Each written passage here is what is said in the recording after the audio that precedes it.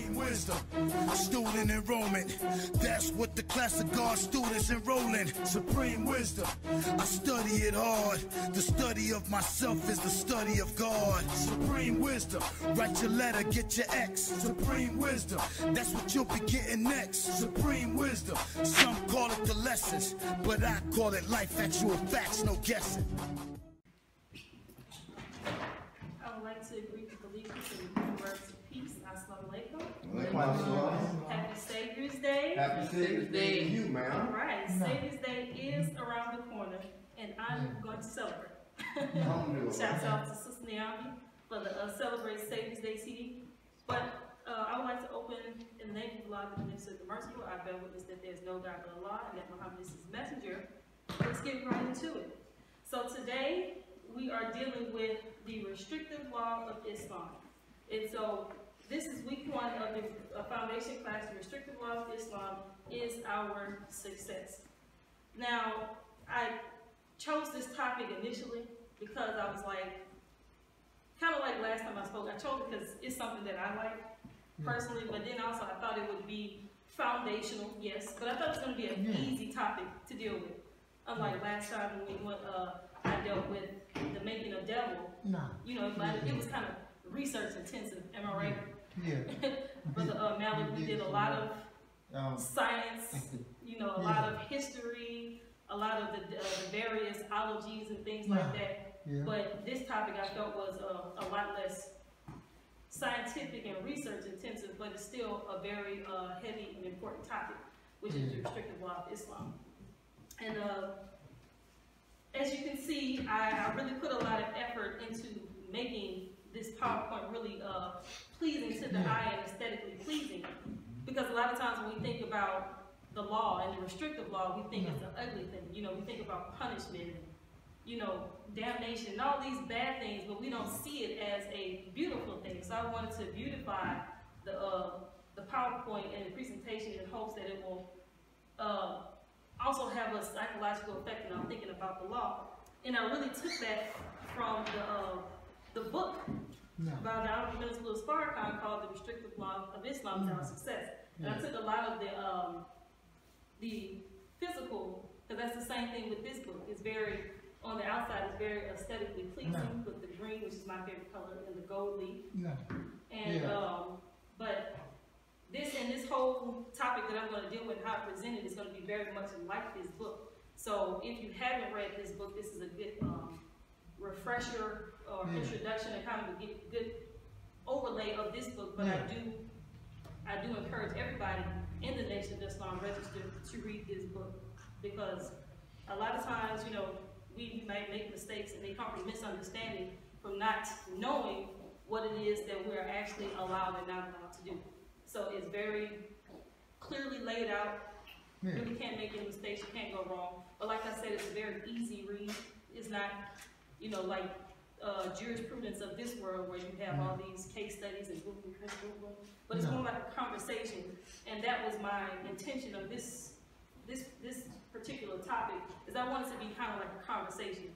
So I'm going to be asking a lot of questions, I'm going to be asking a lot of opinions, I'm going to ask a lot of dialogue. So, the Restrictive Law of Islam is our success. And so, because it is the Savior's Day season, I have a Savior's Day gift for everybody here. Do you want to know what it is? It is a pop quiz. This is my Savior's Day gift to you all, a pop quiz. So it's like a surprise party, a surprise present. But it's a very easy quiz. It'll only take really a minute, but I'll give you all 3 minutes to take this quiz, and it's just to get our minds acclimated. Yes, ma'am, you can take it. You can take it. So I'll give you all 3 minutes. Okay. To take a quiz.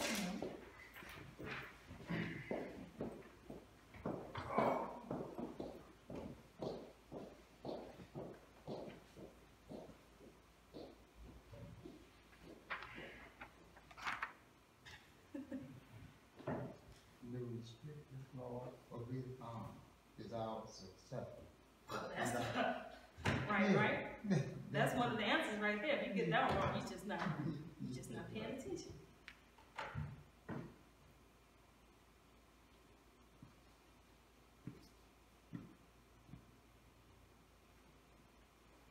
I didn't even think about that being one of the answers to the quiz. Yeah. But this is a class. This is a foundation class. So there will be assessments. There will be modeling on my behalf. You know, there will be independent and guided practice. But do not feel bad if you don't know, because that's what we're here to learn. So inshallah, whatever you don't know, we will cover it over the course of that. Like I All right, know the answer to the first question. The first quiz. How many restrictive laws are there in the nation of Islam? Hold on, I'll take this one since it's empty.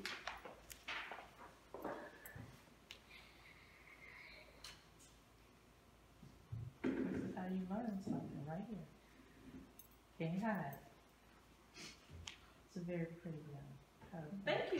Thank you. I really put a lot of effort. Look, this is my inspiration. I just got it from the minister. It's beautiful. But it's also, you know, like I said, Okay, see it colors. on him. See, it's that, Nice. you know, that feminine counterpart. There you The go. feminine counterpart. Very nice. You did an excellent job. You know, the weight, you know. Excellent. Like I said, it just came to me, you know. But like a lot of the other subjects, they are actually some of my favorite things, some of my favorite subjects, some of my favorite books in the teachings. So, and I think when this book came out, I think I read it in like 2 days. I know I read it in one day. Yeah, because so good. it's just that easy. Trust me. I am a reader, but I really don't like to read. I don't know how to explain it. If I'm not learning anything, I like to read for learning, and that it was. But it was also a pleasure to read. So that should be the 3 minutes. So quickly, let's go over the answers to this test. This quiz, excuse me. So how many restrictive laws are there in the Nation of Islam? Anybody? Me, I don't know. Praise be to How Allah. many? We will learn that, inshallah, over the course of this class. Inshallah. So anybody else? How many restrictive laws are there in the Nation of Islam? 16, Brother Malik. Yes, 16? ma'am. Yes, sir. There are. Yeah. Like I explained to Sister Gabrielle just now, I never got around to reading that book. You will enjoy it. Yeah. Yeah, so like I said, this class is really an overview of the book. So everything that's in the book, or everything that I'm doing here, can be found in the book, because I got a lot of, if not 99% of everything directly from the book. So, number 2, how many guiding rules of conduct are there in the Nation of Islam? 12, yeah, I know. 12? Yeah. The general order. Praise be to Allah. But those general orders are, in fact, general orders, but they're not our guiding rules of conduct. Those are our general orders as far as the military structure. But this is the guiding rules of conduct are really for the entire believing body, and more on it, even also as soldiers, but especially like in our civilian capacities. So this is just our everyday guiding rules of conduct, how we as believers and as a believing community should interact with one another. So these are our guiding rules of conduct. And like I said, it's going to be found in this book, which we shall go over the course of this next 4 weeks. So anybody know the answers to question number 2? How many guiding rules of conduct are there in the Nation of Islam? Yes, ma'am. There are 10 guiding rules of conduct in the Nation of Islam. Yes, ma'am. So the answer to that, there are 10 guiding rules of conduct in the Nation of Islam. And the reason that I put that in this little pop quiz is because of before this book, a lot in the Nation of Islam, some of us were saying, and I know myself included, because that's what I was taught from hearsay, and it wasn't necessarily written down in this form, but we were saying that there were 26 restrictive laws of Islam when the Honorable Minister Farrakhan had to tell us that it's actually 16 Yeah. restrictive laws, and the other 10 are just guiding rules of conduct. So they're not laws per se. So the laws are those that are immutable, that are have a more severe No. repercussion for the breaking of them, but the other are just some good things that you can do. You know, you won't necessarily get in trouble for that. Yes, ma'am, Sister Deborah. You said that they weren't written down. Actually, they were written down, and it wasn't, and I think it was official.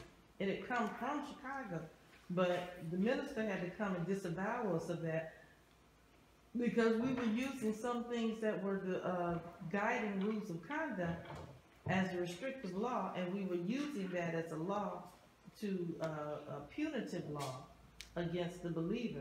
And so the minister came and he cleared it up. So this is important, an important lesson, because when the minister leaves, that's how things are going to start to deviate, because people are going to take liberty with the teachings and begin to start doing things with them, and will be deviating off the right path and won't even know it. Okay. Yes, ma'am. I have a question. What does punitive mean when you say the punitive law? I'm really asking for myself. Punishment. So she's saying that basically with the 16 restrictive laws and the 10 guiding rules of conduct, some of us, not knowing really the difference, we're using those guiding rules as, the not adherence to those guiding rules as reason to punish people, when those were not punishable offenses by not following those rules. You see how that can really lead down a slippery slope. That's like being, imprisoned or arrested for something that wasn't even illegal. Yeah. Right? Yeah. So that's a serious thing that needs to be cleared up, because if we were punishing for people for non-punishable offenses, even it might not even have been an offense, but we are in that sense of being unjust, and none of us really want to be unjust. If we are Muslims. Yes, sir, Brother Thomas. Another analogy of that is like when brothers or sisters would use the Qur'an to whip each other with. Right. We would come out with the verse, sister, Qur'an says That's right. such and such and such a, Right. yet still you doing such and such and such a. Right. So in the nation, the minister felt that, some of us would use the restrictive laws the wrong way in terms of going after each other, being a type of punishment. Right. Because you might not have liked this sister or brother, or the sister or brother could have had a fault. But at the same token, Right.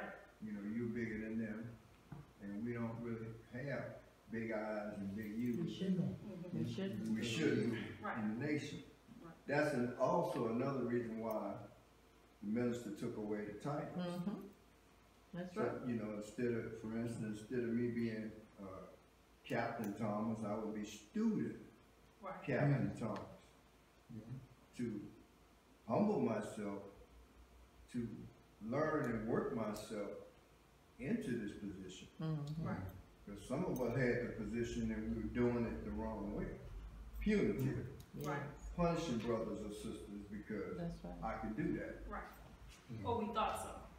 Yeah, we thought so. And that's a good point, because I remember when I was in driving school, personally, I felt a different weight on me when I was a student driver, right? And then when I was a licensed driver.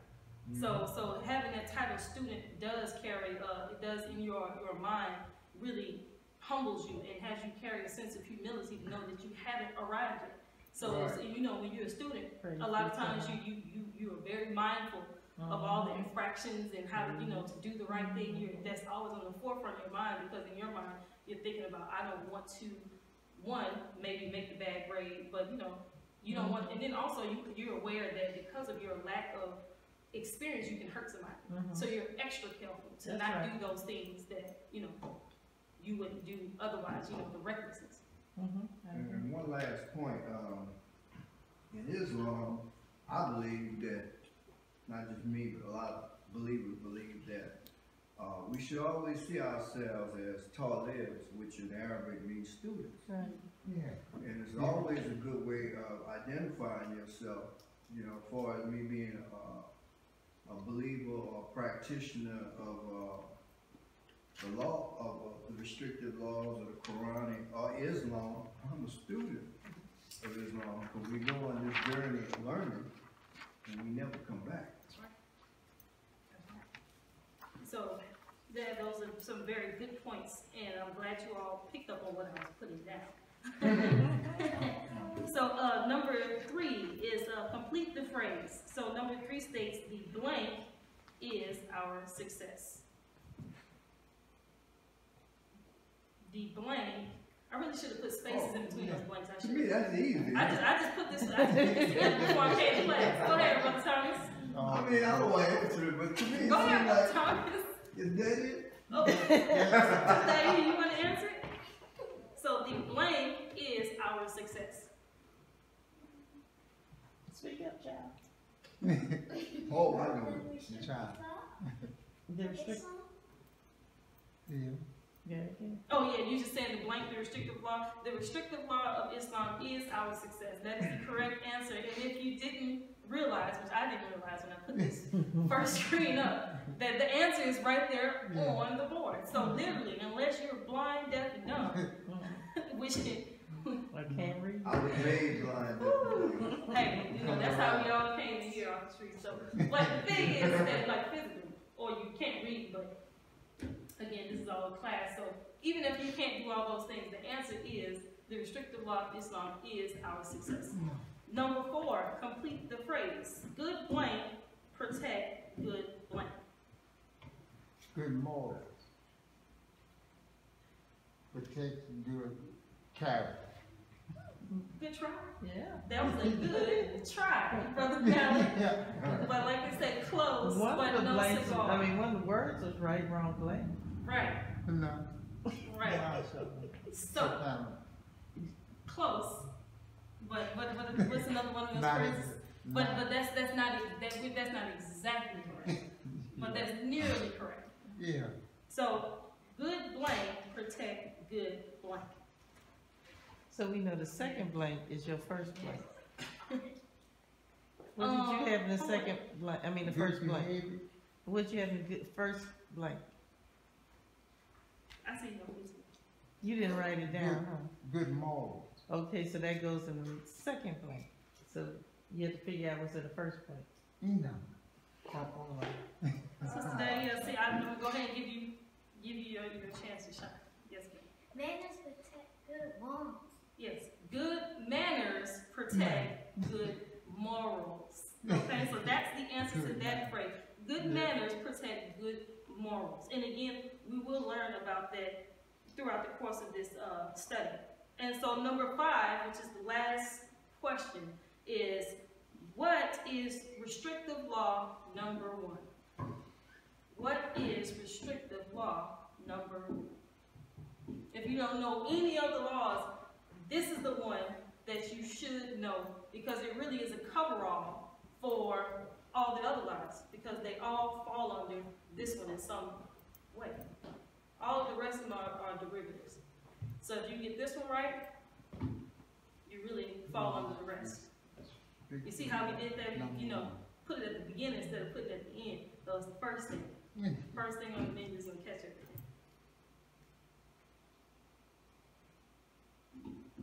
Okay. Okay, Sister Deborah, well, I saw your answer that you put on yours, so I'm going to give you a challenge. That's a partial answer, I know it's a which partial is an acceptable answer, Yes. but I want you to give me the entire, by the book. It may be, ma'am, obey Allah and obey the messenger, whom, wait, no. Obey Allah and obey his obedience to Allah is obedience to the messenger? Obedience is not even in the No, it's not, because that's in the, so it doesn't have obedience. that's in the principles. Yes, But obey Allah and obey his, just look at your paper. You had it partially correct, you can just get the rest oh, off of your paper. I was just scribbling. I was helping out my classmate. Yes, ma'am. I just have obey Allah and obey his messenger. Anybody else want to help Sister Deborah? Okay, I I'll have some. obedience to Allah. I mean, all the stuff That's you on are saying is principle. actually correct in principle, but according to the You 100%. right, because like Brother Thomas said, we don't want somebody to be like, well, you said obey when I said this, and now get out the mouth. You see, so you want to be, because these are your civil rights. They are. Yeah. So these are things that you should want to know, just like you know those 12 general orders. You want to know these because they're just as important, because you know these really even supersede the general orders as far as what you should just know at any time. Or like we know as black people in America, our Miranda rights. I have the right Right. to remain That's silent. right. What I say can be held against me. Exactly. So you want to know these things just in case somebody tries to come at you, That's you know, right. and use your ignorance against you. This is in Supreme Wisdom where, you know, the enemy keeps us illiterate, so he uses us for tools and also a slave. That's right. And so, you know, there are Enemies among us. yeah, I didn't want to sound so accusatory, but you know, we all have not divested ourselves of the enemy's mind. Yeah. So that still is present within each one of us that we have to deal with on a daily basis. So you don't, you know, want to be used as a tool and also a slave. But to just, you know, speed things along because we have to get through this, the answer is worship no God but Allah, the one that the messenger represents to us. Yeah. I knew that. Yeah. Okay? And that is the restrictive law of Islam, number one. Number one. Yeah. Yes, sir, Brother Brother Thomas. I just wanted to add to what you were saying, because at the end of that sentence you were saying, Allah as the minister or the messenger represents to us, which is very important, because if you're coming from Orthodox Islam, then you're looking for some smoke. So you floating on a cloud, or possibly that cracker hanging up there with the blonde hair and blue eyes. Good point. See, No. I want you to hold on that one because that's going to be the first one we really going to get into hot and heavy. That was just a review, but that's exactly the point that I want to make because it's a little bit different. It just says it's worship Allah, but it gave a specification. That's right. So let's go ahead and get into this presentation. So an overview of the course. So for week 1, we're doing an introduction and we're doing restrictive laws number 1 through 7. Wow. And week 1? Yeah, just week 1. We didn't even get through the whole 16 because initially, at the beginning of this day, I had 23 slides already off of 7 restrictive laws.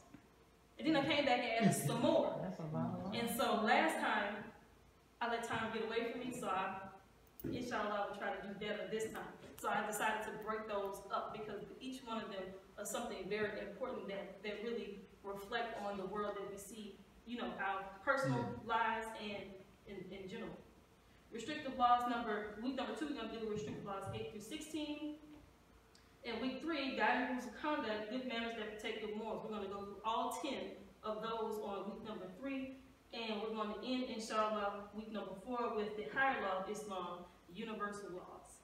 Okay? So, restrictive law of Islam is our success. Question to you all. Why do we need a restrictive law? To keep on.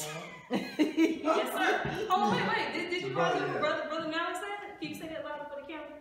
Yeah. To keep order. Praise And, be to Allah. and morals intact. That's right. That's right. I have a question. Why do we need a law to keep us in order? Yeah.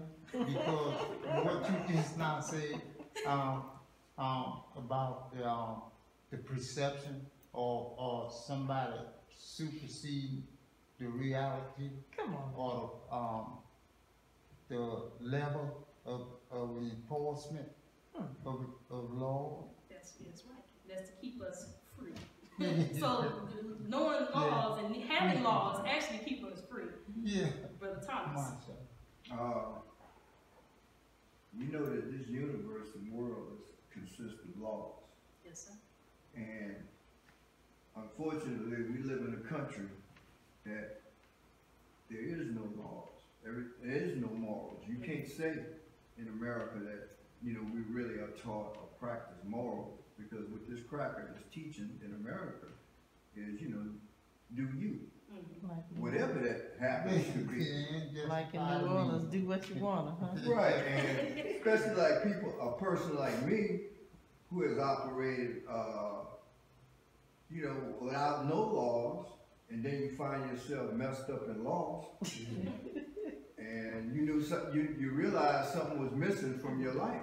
Yes, sir. Yeah. Because one of the things you get to learn from life is there are do's and there are don'ts. And the faster and quicker you learn that, the more you can stop bumping your head against the wall. Yes, sir. And unlike Christianity, Islam spells it out real concrete and clear to you. Or as the messenger said, so plain a fool can understand. Christianity, whether you read the Bible or what, there's all kinds of stuff. Man having sex with his daughter, you can find anything. In the Bible, that would justify your behavior. Exactly.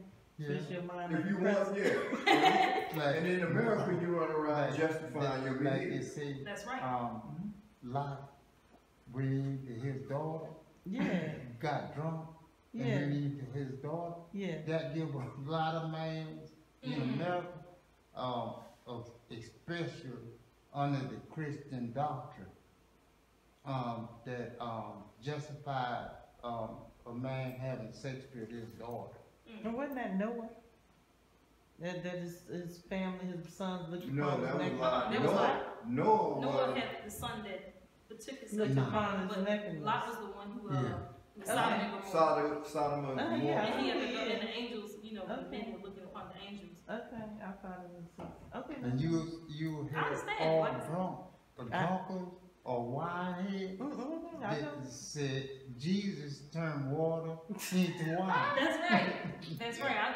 Look, Yeah. I'm with Sister Deborah, and I guess those same people, my understanding of the Bible is just as Medea said it, you know. No, I'm not gonna go into it, but yeah, that's now, how we really understand the Bible. They got some pornographic stuff in the Bible. Because they got one thing that justifies a man having sex. The stories are so bad. We don't need to be talking about. Put his top general in the front line of the war. So he can take his wife.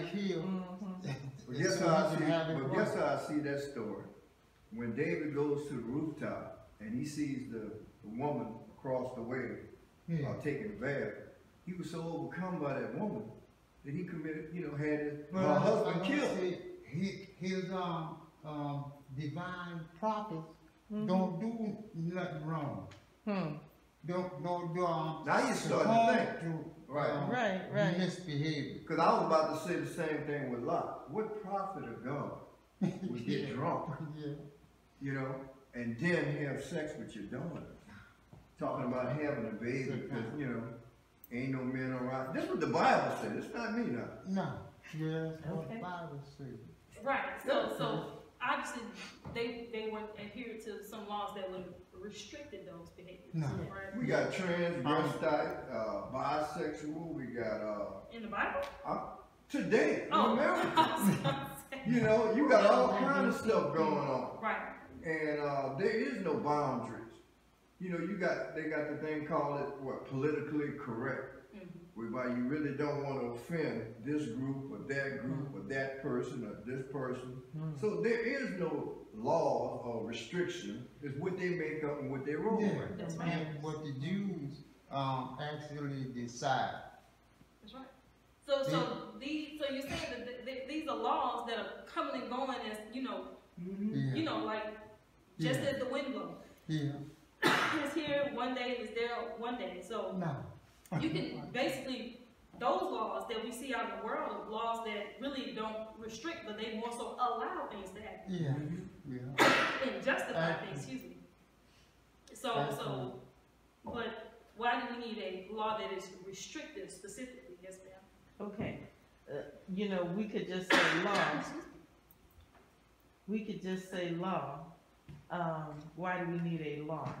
We could say Sharia law. We could say all kind of law.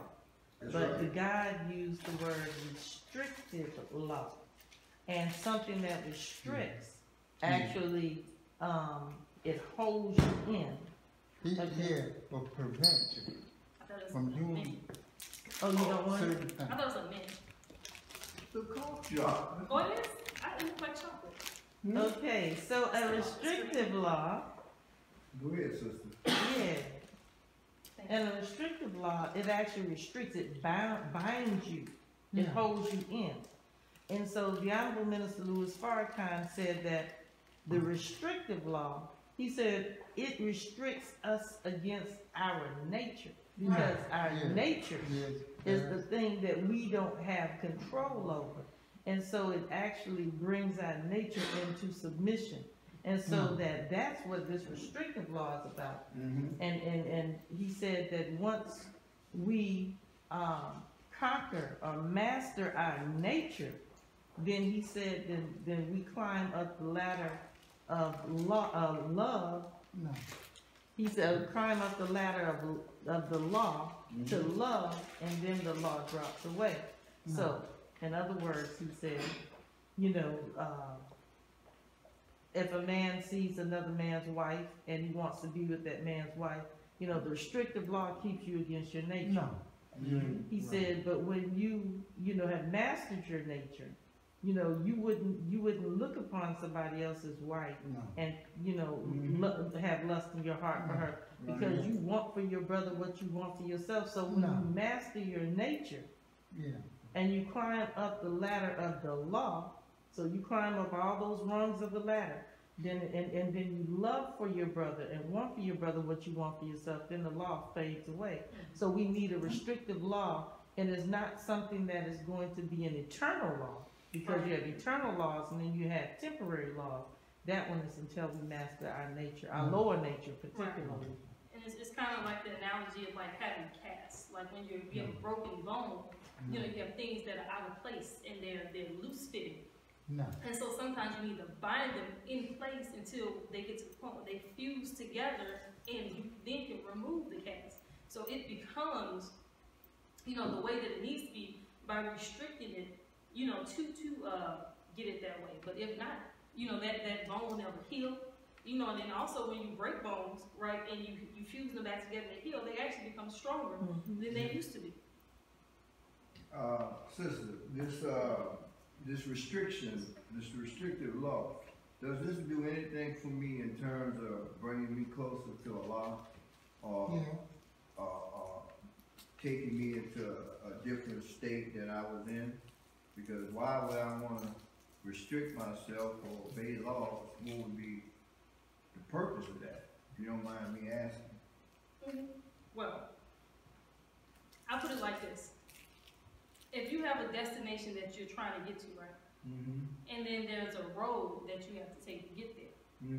In order to get to that destination traveling on this road, you have to constantly, you know, constantly shift and move in things to keep it going on that path, because without any restriction or any kind of force that guides it on that point, it can go astray. Okay. And so if your destination is God, right, Right. or your destination is righteousness, Right. you have to be bound by the righteousness to keep you on that righteous path, because in this world there are a lot of things that are pulling on you in different directions. I'm doing a lot. So you bind yourself with that which you want to be pulled towards.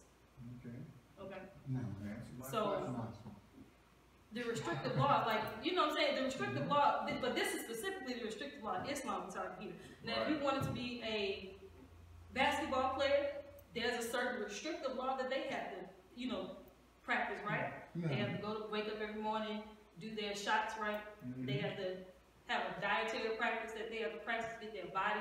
They have to have a workout regimen so it's all these things they have to go to. They have to learn plays. So it's a law that they're restricted by, but it makes them successful in that field of endeavor that they're going in. And that's any individual things. This can be positive or negative, but if you want to be great at something, you have to restrict yourself by the practices that's going to make you successful in that area.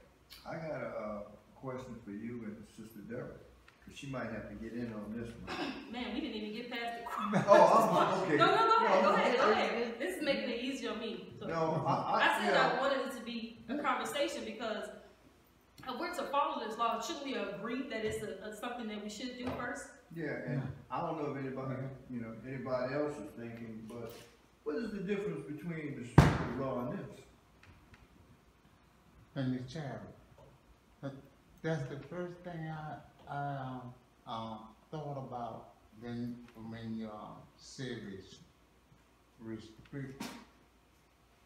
the restrictive laws of Islam. Is that both synonymous? I mean, is it the same or is it different?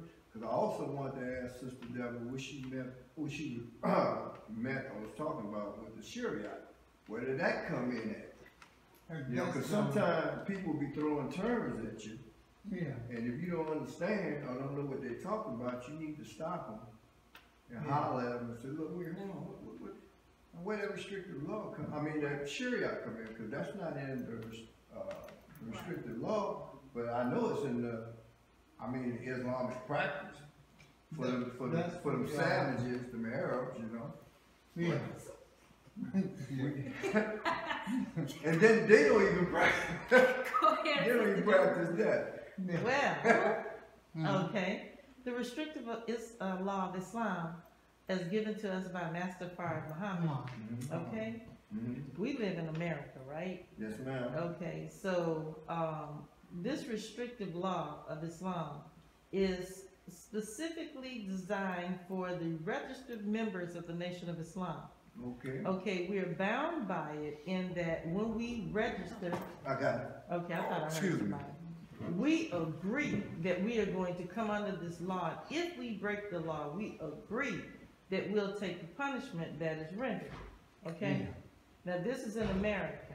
Now, there are many Islamic countries that have the Qur'an, and people may break, certain laws and certain rules and regulations that are morally incorrect, and there's really nothing that they do to, quote unquote, put somebody out, so to speak, out of the country.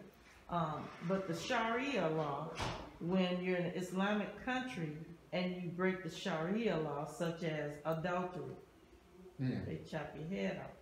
Okay? They stone you to death. Stone you to death. They stone you to death. But the point is you're dead. However you get there, you're dead. Right. And so with that being the case, we can't implement the Sharia law in America because one of our other rules is that we're supposed to obey those in authority as long as it does not conflict with our religion. Yeah. So we can't go around stoning people to death, putting them in a hole and leaving their head out and hitting them with rocks in America because they will put us in jail. So we have to come under the restrictive law of Islam, which restricts our nature. Right. That is such a good point. And we, as people who are not sanctioned to carry out the law, go around chopping people's heads off, we will be in jail. So, good point. Good point. I can't remember what was the rest of Brother Thomas's question, but I'm pretty sure we'll cover it over the course because the points he brought up in pulling this, I will come from the Qur'an and see where it's in line with the Qur'an. And so, yes, are the Sharia law and the restrictive law one and the same? No. Okay. Not in the same in how they're carried out, but I would have to say they're the same in principle. They're the same in they're the same in purpose, But I'll say the Sharia law is one of the more extreme cases. It's one of the more extreme cases, but what we have to understand is, and that's what I found a lot in bringing out in the Quran, it reminds us over and over again that Allah is the most merciful. No.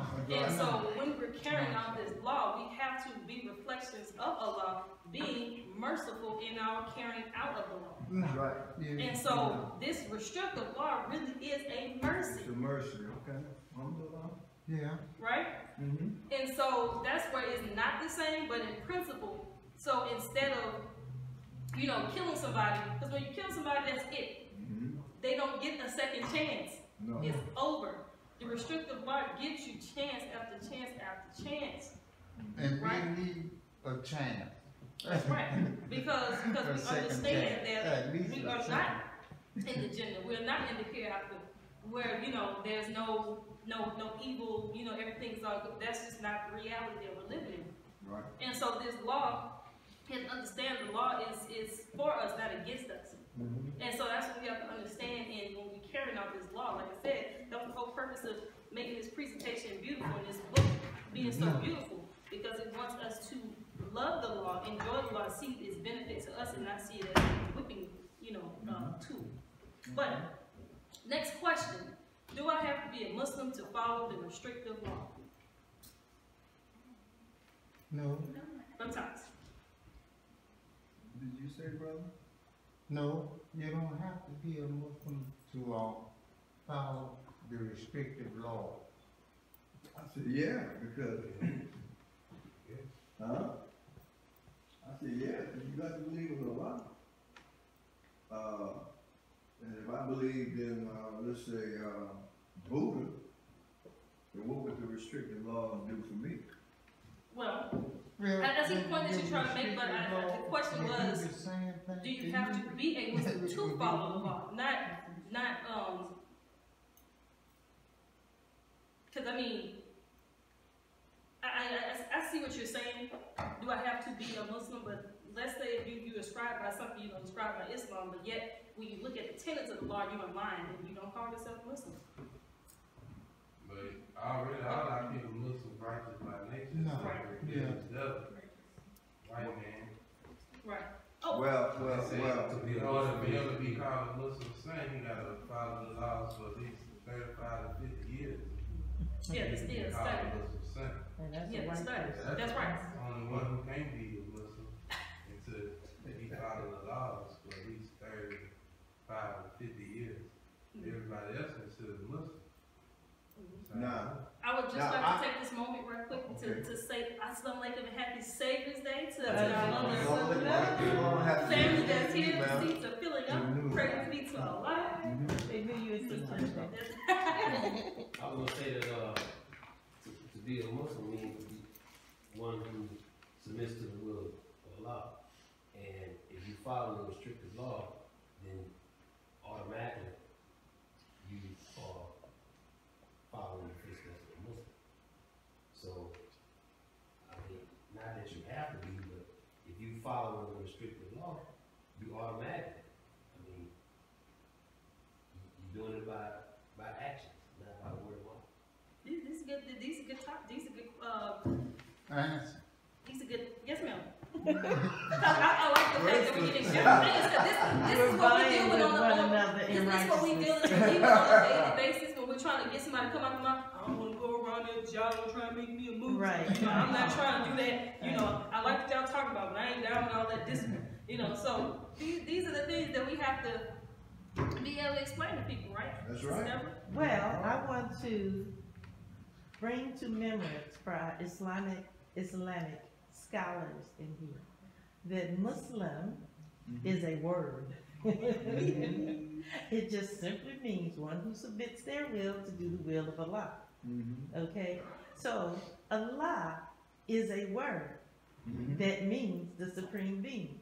Right. So if you were in, you know, if the Tao, it may mean that if you're of Asian or whatever culture you come from, is the name of the supreme being.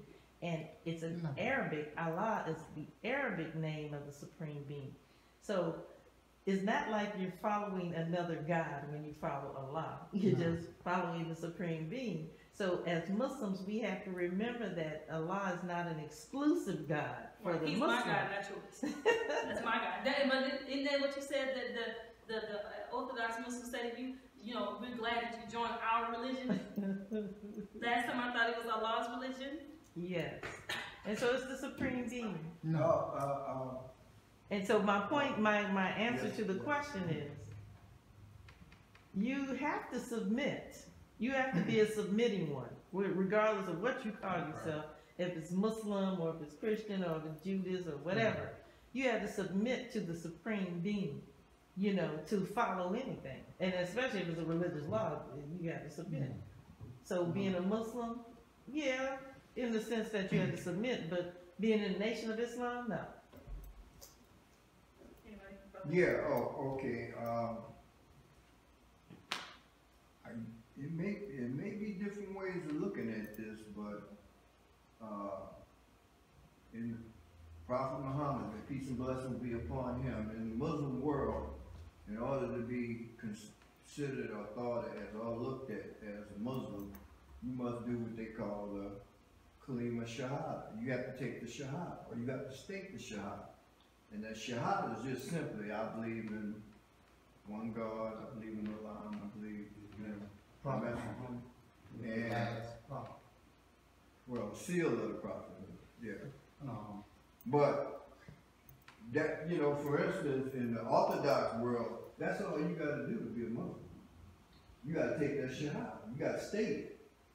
And in the Orthodox world, if you don't do that, you're not a Muslim.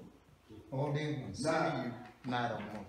Right? And who are they to consider anybody something? So, You gonna tell me? Yeah. Get out of here. Now, Yeah. my belief is that if I didn't know these guys in here, and for me, I would need, you know, if we're in a religious environment, or I'm in the Nation of Islam, I'm sitting up here, I don't know, you know, anything about these guys that just come in.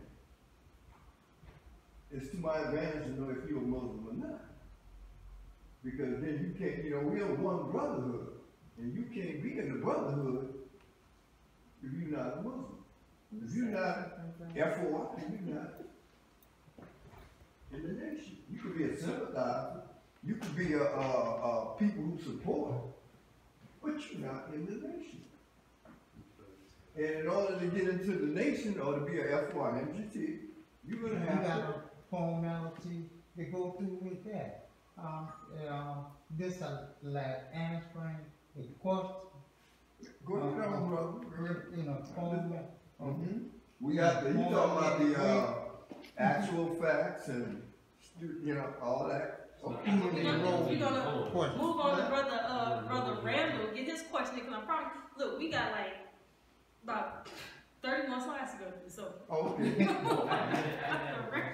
I'm cutting shit off. But I guess the way I worded it, because I hear the answers that I'm getting are like, do I have to, if I don't follow the restrictive law, or do I have to follow the restrictive law to be a Muslim? That's not what I'm asking. I'm asking, if you are not a Muslim, can you still follow the restrictive law? Yes, ma'am. Yes, That was the question. And see how easy the answer came out? Yes. So I should have said like that. But if you're not a Muslim, can you follow the restrictive law? Yes. Yeah. Yes, ma'am. Yes, ma'am. That was easy. Next question. Can I be successful without following the restrictive law? No. See, and I guess we're Define success. right. Successful in what? And that's the question that you should have asked. That's not following restricted laws.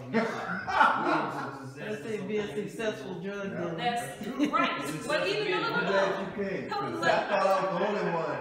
Look, He let me tell you, he said be He successful. You even said be a successful drug dealer, but didn't Brother Derek just give a lecture about how he went to jail for selling drugs? Yeah. So was he a successful drug dealer? Not for long. And he wasn't following that law, and it didn't work out for him. So we got a lot of Success in drug dealing. Like Like brother said, two sides of it. right. They just show you one side. Right. It's a whole nother side. How many drug dealers can we name that been to prison? All right then, so obviously they wasn't successful. Okay, so somebody asked the question. Right. So somebody asked the question, like, you know, it worked out for some people, but not others. You know, work out for these people, but not these people, and we are these people. So, if anybody didn't And the understand long that. run, it's not gonna work out for them either. Right, because Allah's gonna judge them. Mm-hmm. Right? Isn't that a part of the Muslim program? Right? So the thing about it is, a question again, can I be successful without following the restrictive law? No. No. As a black man and woman, you can't be successful without following the restrictive law of Islam. Come on, bro. And he made it specific. Because he know that white folks can be successful without following. But even They can do just the White opposite. like Brother man Randall was said. made to That's why I be say the devil. successful. That's right. That's right. And then again, what do you define as success? These are questions we need to ask ourselves. Yes, sir, Brother Yes, Thomas? ma'am. The minister said that the restrictive laws is our success. And that's Who's an the equal our? sign. Who's the our? Original Our. people. And go back to what the brother said, what's success? What success was the minister to speak? I mean, if you want to go there, you know. So you got our and you got success. So Right. our, I would say, is the believers. And success would be that, as the most honorable Elijah Muhammad promised all of us, was good homes, Come on. friendships in all walks of life. Money, luxury, good. Come on. Hey. I'm surprised I didn't hear nobody say money. That's true. That's the first thing I expect people to say, you know, what's success? Money. And peace, And peace. happiness. And he said, peace of mind, happiness, the pursuit of happiness. Mm-hmm. Yeah. Okay. Come on. Long Don't life, get spooky now. Life abundancy. Life more abundant. Right. Yes. See, we're like, oh, Muslims, we don't need money. We Our know blessings- that. Like Good health. Sister Deborah said, I'm about to cut.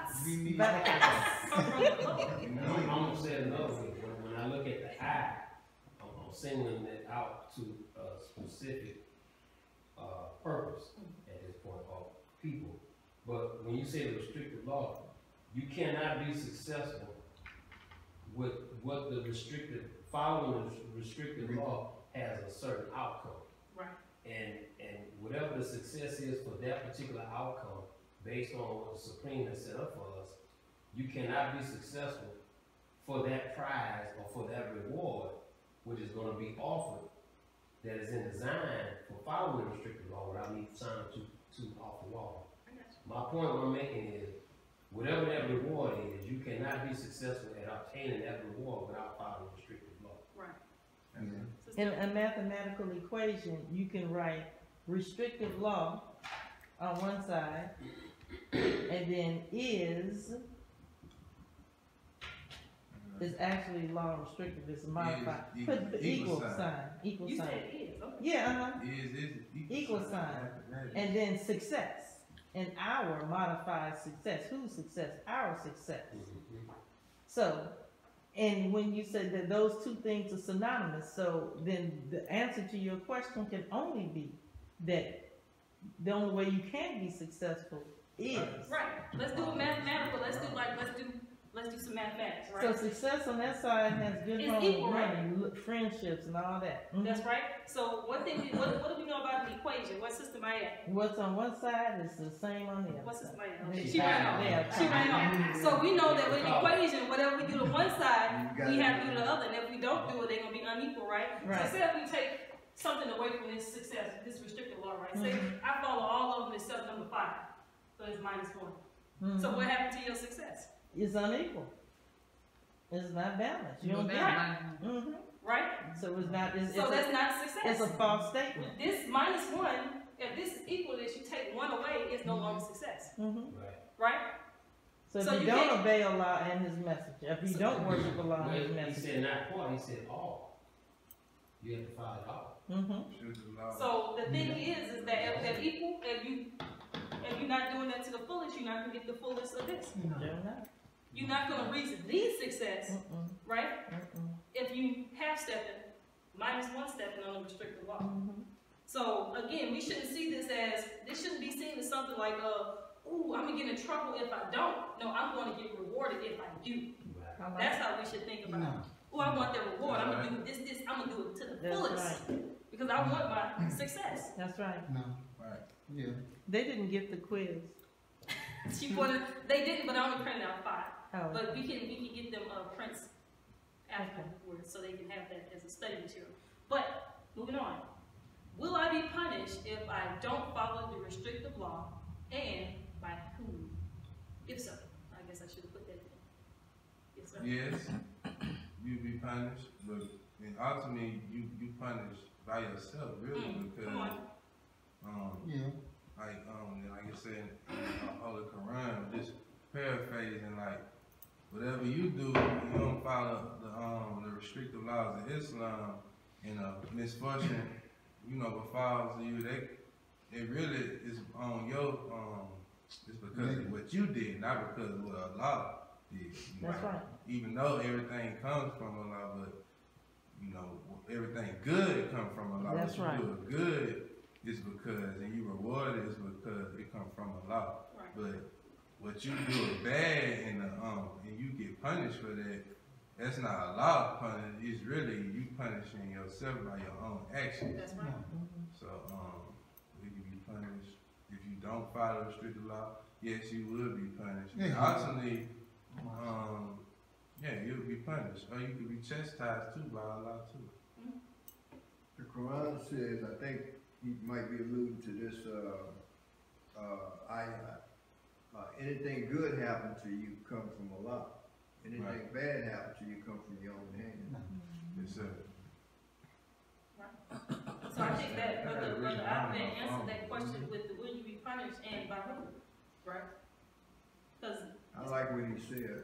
I just want to bring this back to like self-improvement. And a lot of times we're always looking for, now we know that Allah appeared in the person of Master Farah Muhammad. Allah is not a sadistic God. right. He's not waiting around for us to make a mistake so he can come and slap us down to the ground. Right. Allah is a loving God, a beneficent God. No. So the way that the system is set up is that Allah literally places some of himself, his essence within us. Right. And it's called a self-accusing spirit. It's a quickening spirit. No.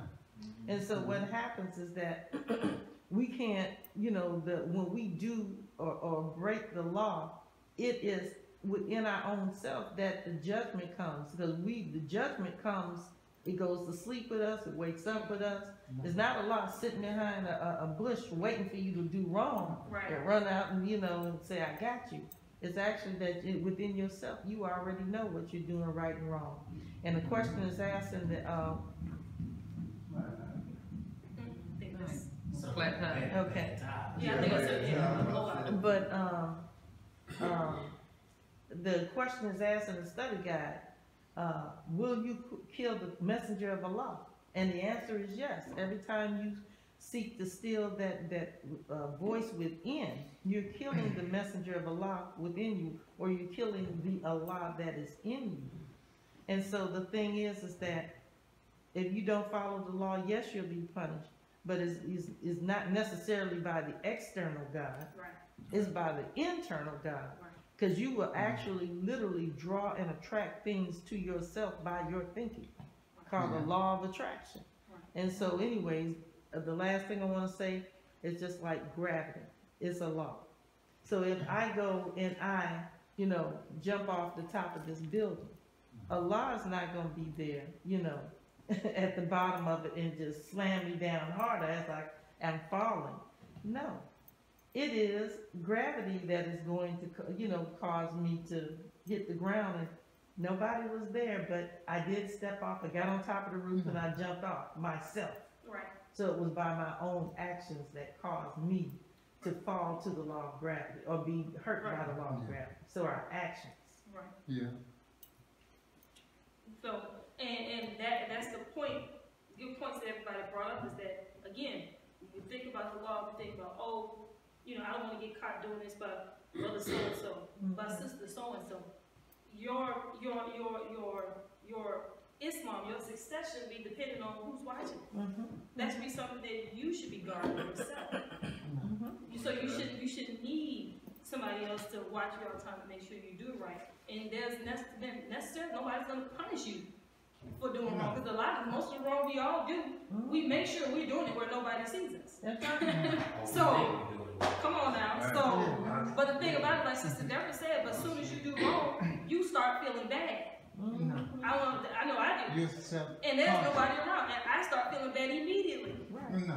So I don't need somebody to punish me, because that punishment never goes away. It's always in my consciousness. It's always something that I know I did that I'm constantly trying to look out for, right? To see it. So the punishment starts immediately, but it's by the self-accusing spirit that Allah placed in you. You have 30 minutes left. Yes, ma'am. We about to roll on the steam. I saw Brother, was it Brother Thomas? Brother Thomas. Our nature is of righteousness. That's right. And we were taken outside of our nature, all of us, with our sojourn here in America, in the wilderness of North America. We all have been outside of our nature. And quite naturally, especially for black people, the things that we do wrong and stuff like that, we really suffer from it because we're not successful. And if we look at the cracker, all the wrong and evil and whatever he does, he's successful. And we imitate him 2 or 3 times more than what he do, because we trying our best to be him. And we are the last in the world. We are despised.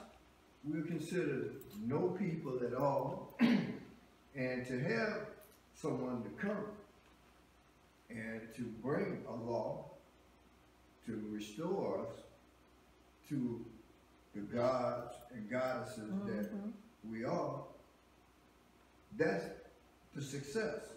And that's the journey that we all are on.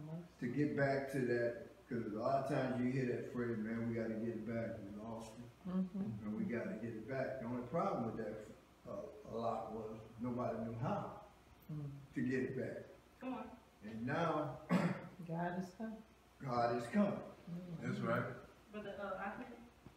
I'm sorry. I was just gonna say that, like Elijah Muhammad said that Islam is mathematics and mathematics is Islam. It can be proven in no limited time. So you can look at it out of that eye too. That whatever you do, like you said, law of attraction, that's real. So you follow the restrictive laws. It's like mathematics. You break it in mathematical equation, you could see the outcome of whatever you do. The product. You're gonna either get a reward or bring misfortune on yourself. Depends on what you do. There ain't nobody else doing nothing but another force. You gotta look at the God within, because all of us got God. We have the power to, and the will to do what we want. So you submit your will to do the will of Allah. That's right. In mathematics, you're gonna be successful. You alone. That's right. And we have an example in our midst of Sparta. Somebody who submits his will daily. And look at all the success he has. And he didn't get that success from, like I said, hook and crook, And he also said that all of us have God in us. That's right. But they gotta be cultivated. That's right. Gotta be cleaned up. They gotta be cultivated so it can be brought out of us. That's right. Okay. Finally, we'll pass the opening questions. So now let's get into this. So we're gonna run through this quickly. Definitions. If somebody can read the definition for thee, because sometimes misunderstood word, produce misunderstandable actions. So if we understand what it is that we're embarking on, we might better be able to follow. So if somebody can read the definition for thee. Thee, used as a functional word to indicate that a following noun or noun equivalent is a unique or a particular member of its class. Brother Thomas, restrictive and restrict. Restrictive, serving or attending to restrict. Restrict, to confine within bounds. Restrain. Brother Malik, law. Law is a binding custom or practice of a community, a rule of conduct or action prescribed or formally recognized as binding or enforced by a controlling authority. Sister Deborah? Used as a function word to indicate belonging or a possessive relationship. Brother Ahmed, Islam. Islam, the civilization erected upon Islamic faith. Sister Mademoiselle, is and be. Is, present tense, third person singular of the be. Be, to equal in meaning. Have the same connotation as, symbolize. Mm-hmm. Brother Randall Hour. Are, relating to or belonging to us, caused by, produced by, or participated in by us. Brother Thomas, Success. Success, favorable or desired outcome, also the attainment of wealth, favor, or eminence. So now do we better understand the phrase, the restrictive law of Islam is our success? Yes. Can somebody give me their own definition of what that phrase means based off of the definition? These not Sister Gabriel's definition. Which phrase? The restrictive law of Islam is our success. Sister? The binding or restraining of our lower nature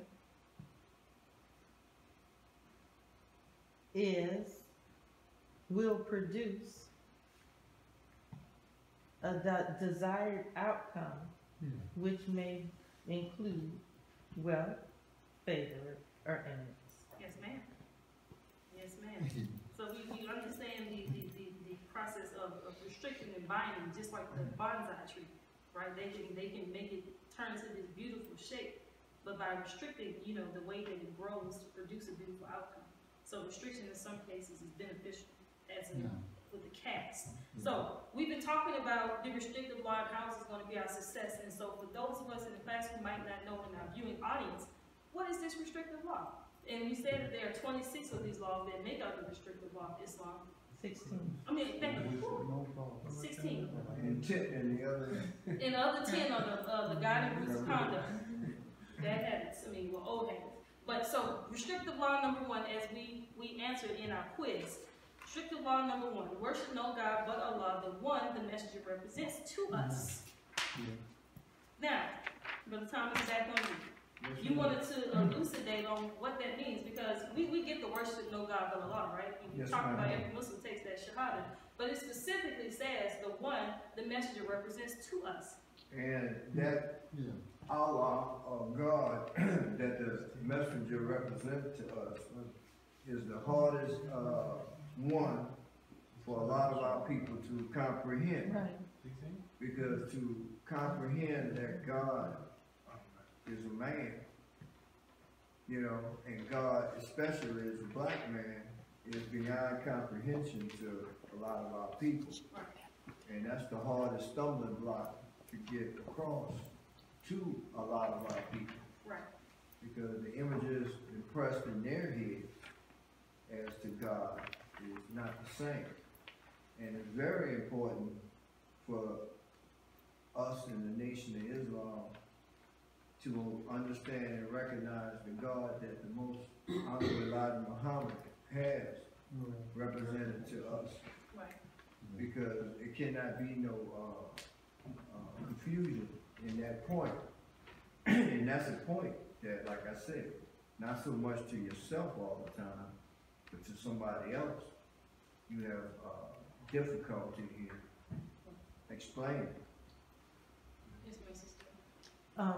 What Brother Thomas was saying, worship no God but Allah, the one the messenger represents to us, present tense.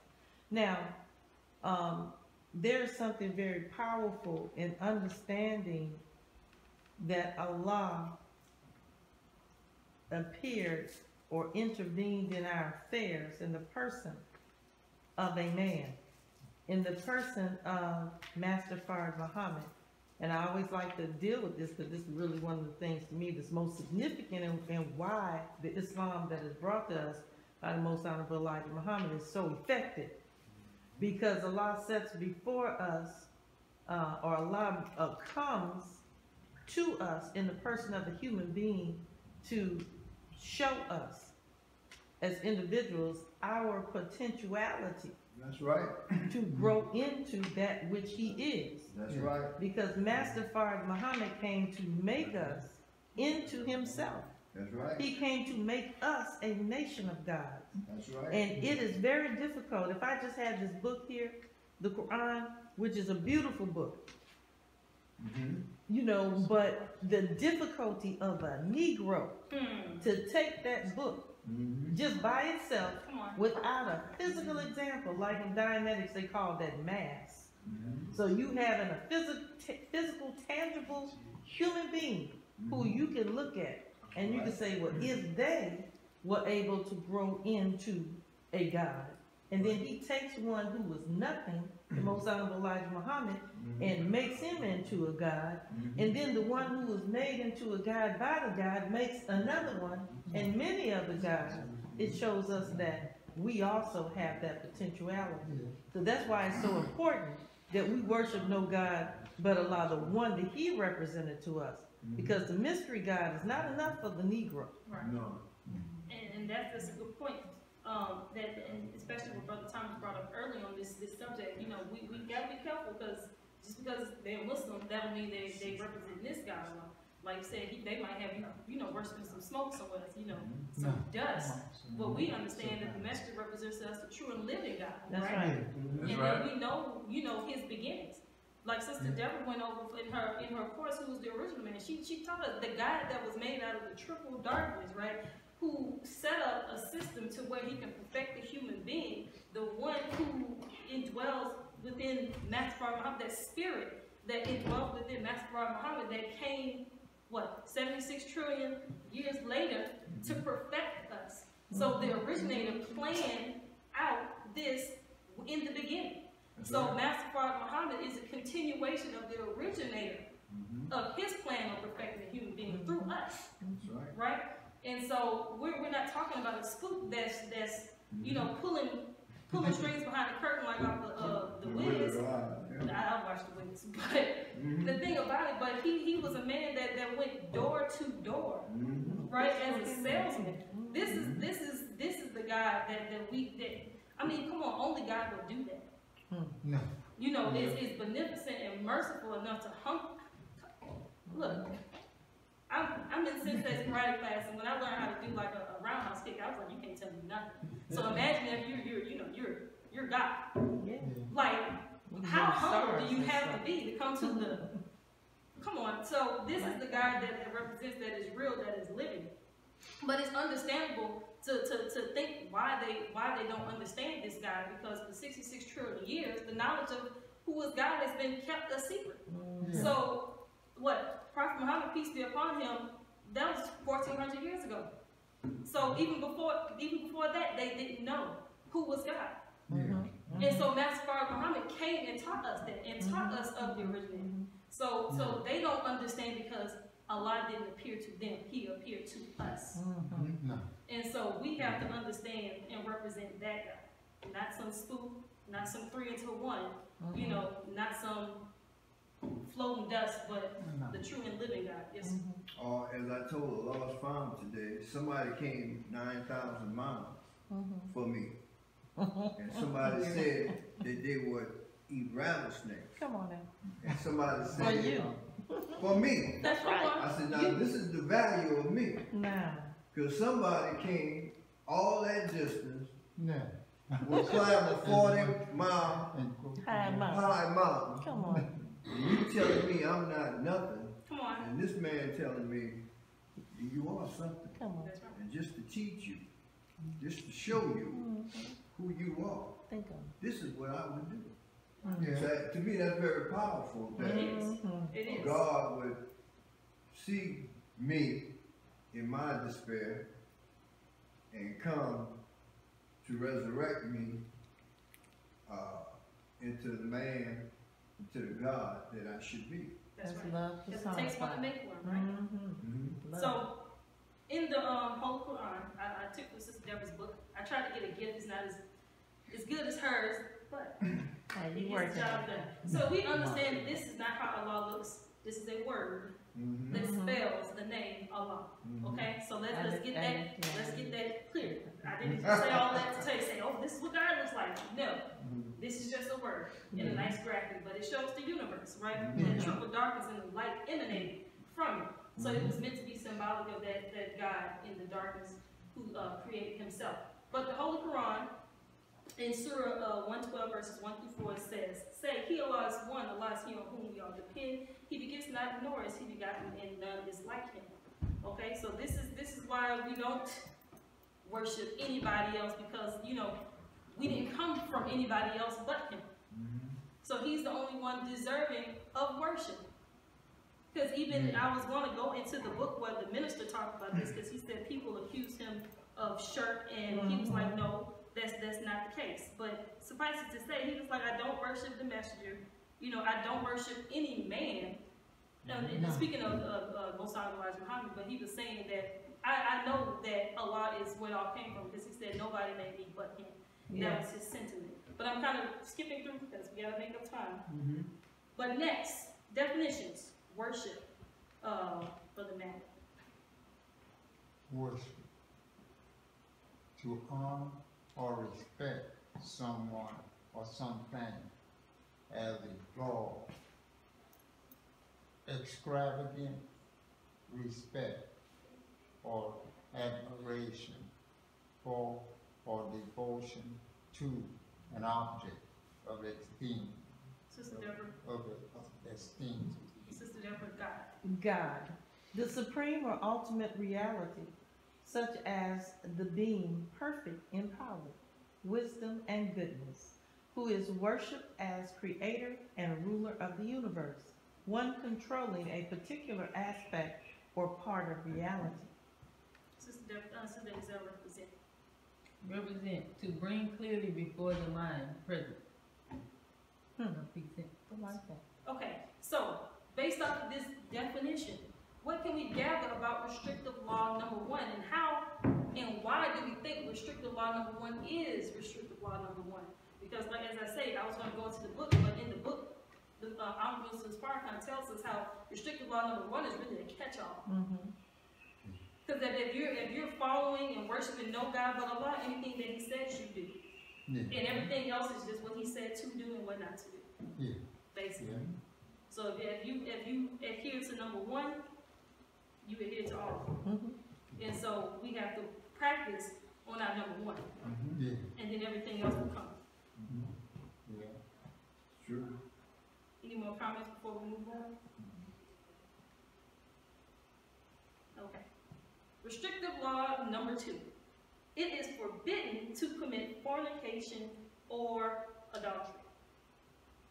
It is forbidden to commit fornication or adultery. We know in today's society, that's the order of the day. Right? Real side chicks of Atlanta or whatever they're doing. Right?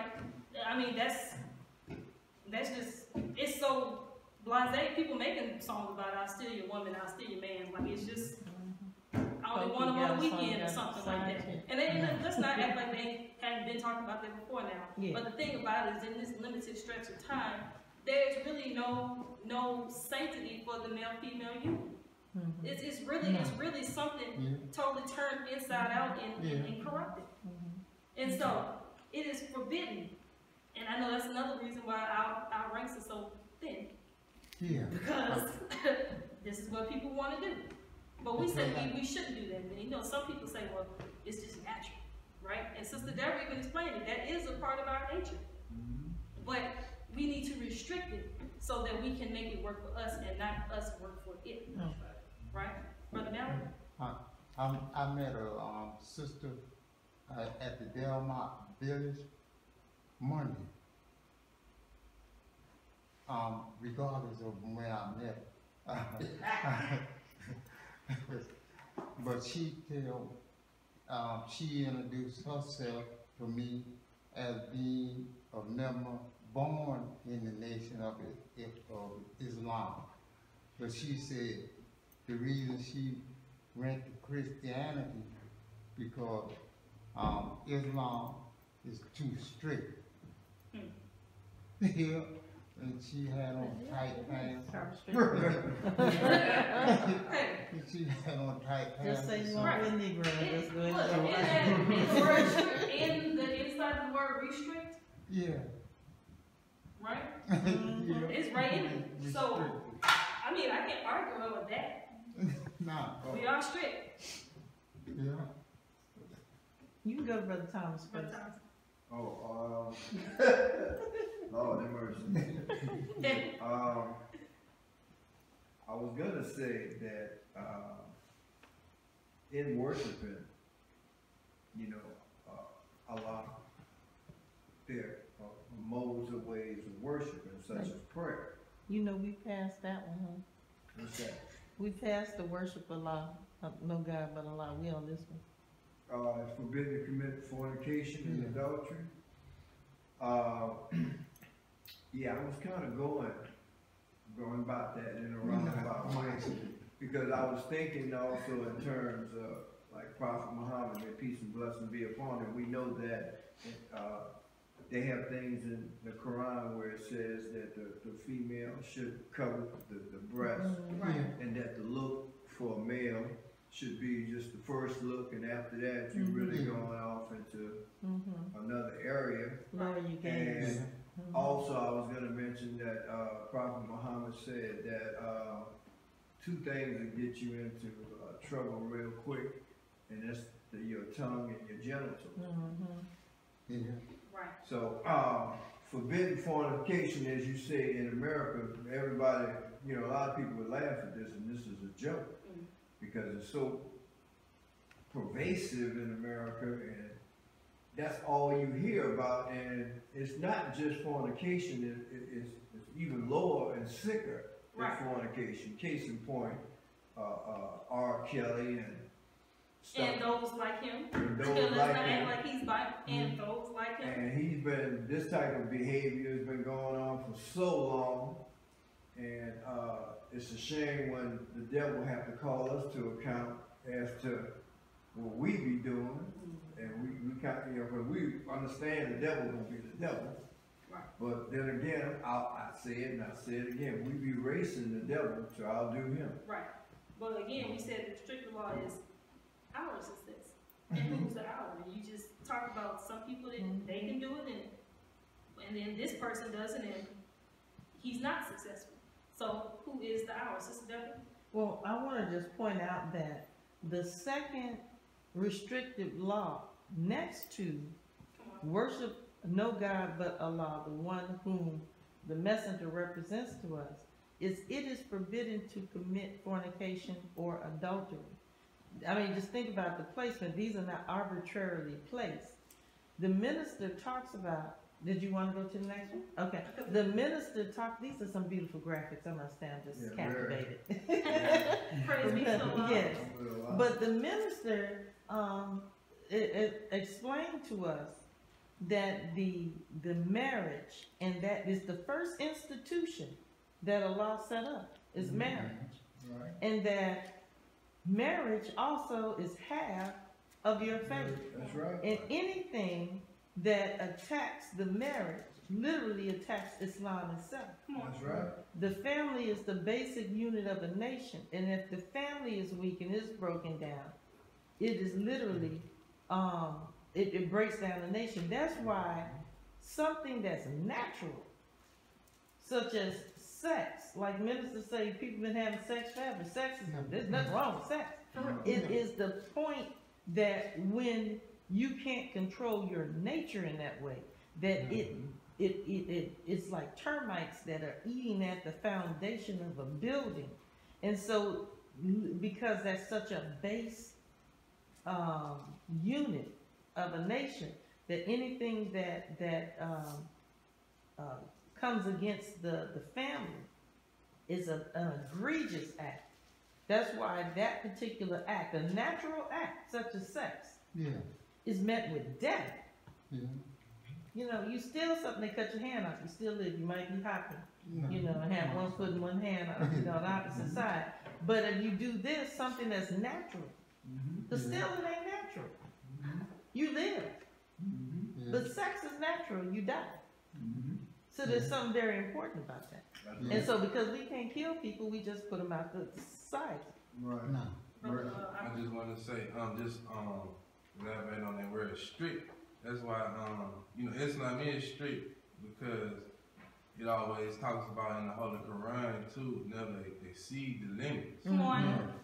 And that's say things it's not good for you, but you never supposed to exceed the limits because something that might be good for you, if you exceed the limits, if the sin of it can become bad for you. Teach brothers. Right.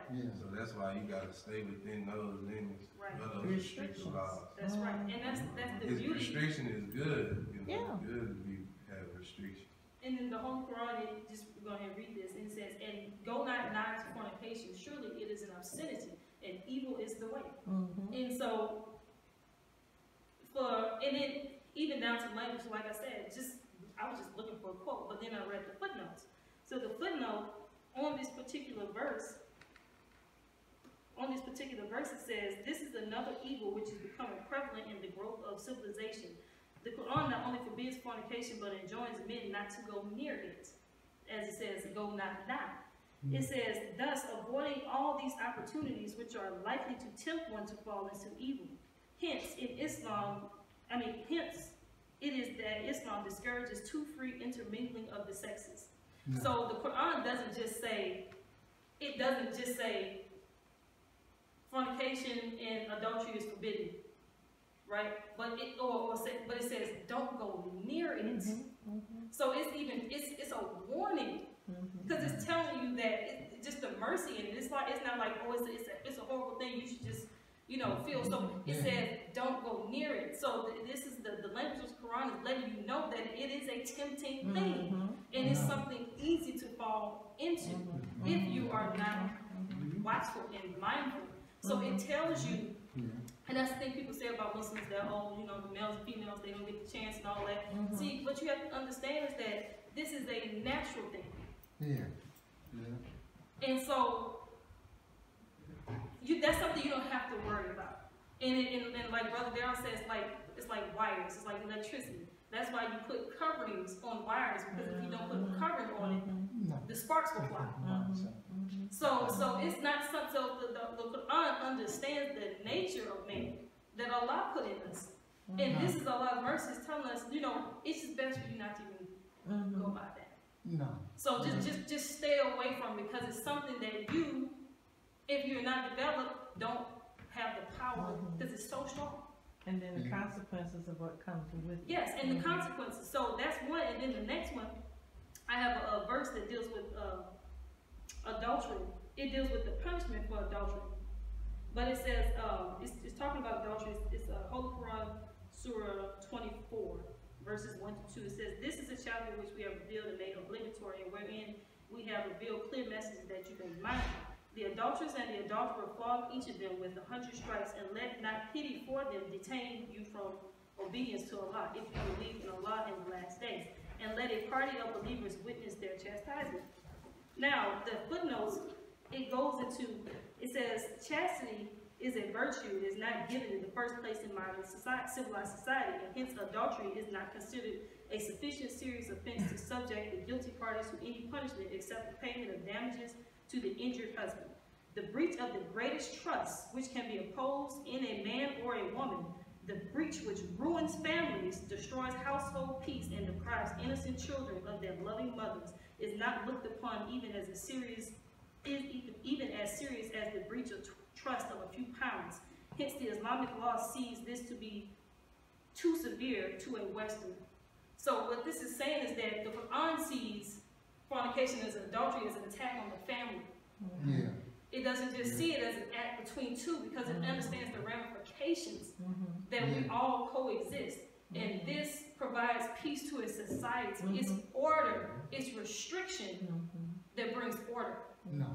Just like when you have stop signs and stoplights, this restricts traffic and controls it so it can be orderly. It doesn't stop the traffic from moving. You get to A to B, but you get from A to B safely. And that's what these are for. One more thing, in the scripture, it attributes Jesus with saying that, you know, you have the Mosaic law. What, you were gonna talk about that? Okay, the Mosaic law that was, you know, it was a punitive law. And then he said that, but there was yet a higher law. He came to fulfill the law. So it talked about that a man that, you know, has a relationship with a woman, a sexual relationship with a woman, commits fornication. But he said, even if you look upon her with lust in your own thinking. So he wants to get into your consciousness, because if it's in your consciousness and you control the physical, when you know you're able to, or when the restriction is let go from you, then you'll do what's in your mind anyway. So he wants to change your mind. Right. Yeah. And Jesus, I believe he brought up, he didn't come to change anything with the law, but he did bring an extra element, I think, of the law, which was mercy. Right. In the sense that when it came down to the people accusing the woman and the other guy, Sin no more. he said, go and sin no more. They wanted to stone her, and The you know, prostitute. yeah, and Jesus saw all kind of problems with the story and the charge, but it was mercy. Go and sin no more. He said, he who is without sin cast the first stone. So he was going into their minds. Brother Alfred? I just want to elaborate on the point the sister made about everything happening in your mind. That's a valid point. And I was listening to the minister today, and he said that the remembrance of Allah is the greatest force. That's right. That's the most powerful force. You know, when we constantly remember Allah, and we say important to say our prayers 5 times a day, even more if you can, and reading of the Holy Qur'an and all that, because everything starts in the mind. That's right. And as a man thinking in his heart, so is he. So That's right. you really want to catch your thoughts, you know, before you don't even want to think the thoughts, any negative thoughts like that, because when you start to think of it, you're gonna think about it anyway. You ain't gonna just go out and just do something. It's gonna start in the mind. And if you catch the thought, you know, not that you won't get certain thoughts in your head, because every thought don't even come from you. That's right. You could be riding in the car, hear something on the radio. It could be somebody else's thought. Somebody could tell you something, and it run across your mind. So you got to think. Any thought come in your head, if you feel like ain't right, you got to check it right then and there, because it's once you start to ponder on it, if you do ponder on it and you thinking about doing it in your head, you already committed the sin, because you did it in your head. And if you're thinking about doing it in your head, then you'll do it in real life. And that apply to anything, you know. Good or bad. Good or bad. But he just didn't finish it. He said the remembrance of Allah is the greatest force, and it keeps one from evil and indecency. Right. Right. This brother Randall's gonna be the last one. We're gonna finish these definitions. We're gonna put a pin in it here for today. I told you it was only 7 restricted laws we were supposed to get to, and we got to 2. That's why I said 7. You were very ambitious. I know, because I knew those questions were going to invoke some thought, but praise be to Allah, we had a large class today. Yeah. So we got to get all of those opinions. So I'll say all praise be to Allah on that. But Brother Randall. Well, I was just going to kind of bring out that I see some things in order for one to feel comfortable to respect and have discipline to restrictive law, they need to understand the value in the restrictive law. When you take the word successful, at the end of it is full. So the word full tells me that there's a fulfillment. And to understand that when I look at the word fulfillment, if I take a glass and I fill it up with water, I filled it to the top. I can't take it any further. It has reached its peak. So with that being said, at that fulfillment, then there's some value in there, and we have to have a restriction. When you look at the word sex, when you look at sexual behavior, there is a rewarding fulfillment in the fulfillment, but that same activity or that same act can take you down a path where you have some chastisement, which would lead you to an unsuccessful. Right, and that's what Brother Alfred Muhammad dealt with in the Qur'an, where it says, you know, you're exceeding boundaries. You know, it's when you exceed these boundaries, and that's why these restrictions have been placed on you keep from going past the point. Because anything, like I say, too much of a good thing is a bad thing. That's anything, right? And you know, sex is on the same level, really, as food. Right? It's the same type of urge. It's natural. That's, you know, from the navel down. You know, and so, but if you eat too much, it is bad for you. That's right. And that's a penalty. And then, you know, you can bring about sometimes an immediate death. If you too bad, you choke. But again, eating bad foods, you know, eating a lot can lead to obesity, diabetes, heart disease, cancer, and all other types of things. But eating itself is something that's natural. It's good for you, but within bounds. Right. Eating properly. Eating, exactly. And there's a reward in that as well. Right, and just because you can stick it in your mouth, don't mean it's good for you. Right? So just because you have the ability to do something doesn't mean you should do something. Right?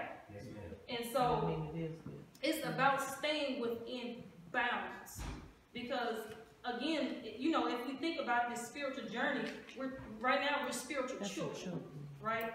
And children operate on a level of pleasure and pain. That's right. But hopefully, as you mature as a person, as a human being, your sense of right and wrong, of things that you do, are become guided by a higher principle as you develop. Then eventually you go to, you know, right and wrong. Then you go to, like, this makes sense, and it doesn't make sense. Then you get to, I'm skipping some steps, but then you get to the point a lot of times when you're later in life, and you know, when you have more days behind you have in front of you, you get to the point where you start thinking about the good of others.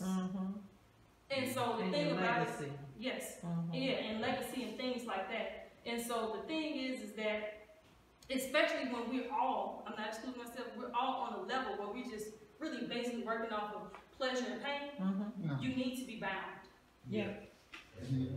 Because you're just going to keep going and feeding into pleasure, and that's going to lead you down the road to, you know, death, really. Right. With anything. And so moderation in all things. And when you can't be, like you see your children, you have to guide your children until they attain maturity. And then after that, they can be left on their own. But the guidance is needed when you're immature. That's right. And so, I just want to make a quick analogy about a bowling lane. You know, when they allow children, you have the pins on the end. When they allow children to play, they put the little bumper guards in the gutter, so the ball won't fall off in the gutter. And that's how the restrictive law is for us. Because if the ball falls in the gutter, what? It won't reach the destination. It won't hit the pins. So that's the way that Allah is trying to, this is His mercy for us, to be able to get to, you know, Him, to be able to begin to start on the course of perfection by putting bumper guards on the side. And that's that restrictive law. So it's a mercy. And that's what we should see it as. Yes. A mercy and a protection. And not as a punishment. So I'll just go ahead, for the sake of time, and I read fast. I'll read these last few, and then we'll go ahead and close out with any closing comments or questions. So definitions: forbidden, not permitted or allowed. You get that? Yes, commit, to carry into action deliberately, perpetrate. Because we thought we knew what these words mean, right? Fornication, consensual sexual intercourse between two persons not married to each other. Not just two people that's not married, but not married to each other. Adultery, voluntary sexual intercourse between a married person and someone other than that person's current spouse or partner. Current spouse. That partner of current spouse. That's we'll end that. We'll end there for today. And so, any questions or comments on what we've covered so far? We've only gone to restrictive law number 2. But there was a lot to unpack, and just what is the restrictive law, why is it important to me? And then going piece by piece into these laws. Yes, ma'am. I think that if we could master these 2 laws right here, we'll see a lot of change, I can say that. We will be changed overnight. For real. Just these 2. Maybe even just the second one might make things change for the better. You know, black we see each step we get Yes. Each rung on this ladder that we get up, we get closer and closer to this. Mm-hmm. So we really, you know, it's so like you said, if we master one, we'll be closer to success. No. And that's how we should just see it. The success is within our grasp, and we're really the only ones that's in between that. Okay? Yes, ma'am. Anybody, any other questions, comments? Very good. Praise be to Allah. So, I would like to leave you as I came before you in the greeting words of peace. Assalamu alaikum. Supreme wisdom. Some call it the lessons, but I call it life, actual facts, no guessing.